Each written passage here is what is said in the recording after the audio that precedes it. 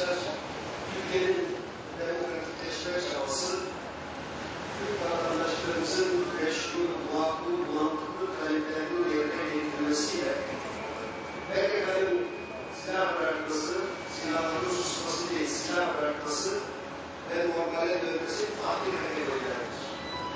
PKK silah bıraktıktan sonra, hepsi bir hangi çekildikten sonra bu PKK'lılar ne olacak sorusunun cevabı işte o zaman verilecek bir cevaptır.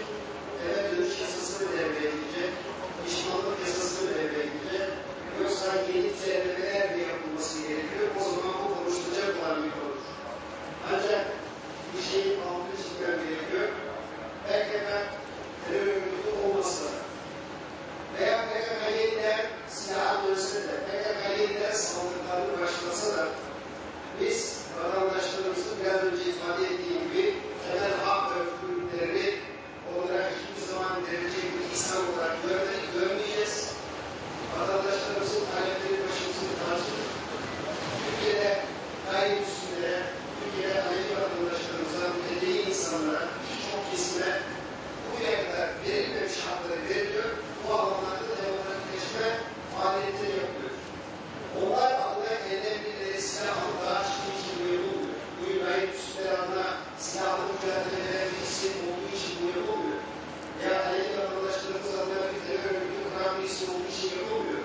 İlla insanların bugüne kadar gasp edilen hakları onlar adına bir terör örgütü kurduğu silahlı mücadele yapıldığı için verilmiyor. Bir kez daha altını istiyor.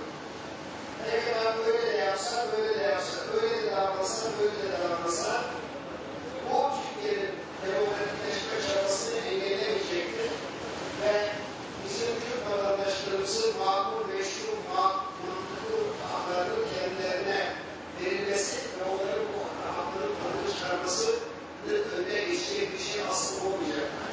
Ama biz şunu istiyoruz. Diyoruz ki arkadaş 21. yüzyılda insan öldürerek, can alarak, kan aktararak insanlar kendini ifade etmesine bu yöntem artık demokratik bir yöntemdir. Dünyadaki bütün hareketler hepsi Müslümanla sona ermiştir. İşte özellikle bu değerli bakanımız ifade etti. Arkadaş siyaset yapmak istiyorsan, işte demokratikleşme modelinde siyasetin alanını geliştirilmesi için dünya üzerinde cümlesi yapıyor. Ve de insanlar konuşa anlaşılır. Silahla anlaşılmaz. Başkalarımızın her zaman söylediği gibi sıkı yumruklarla el sıkışamazsınız.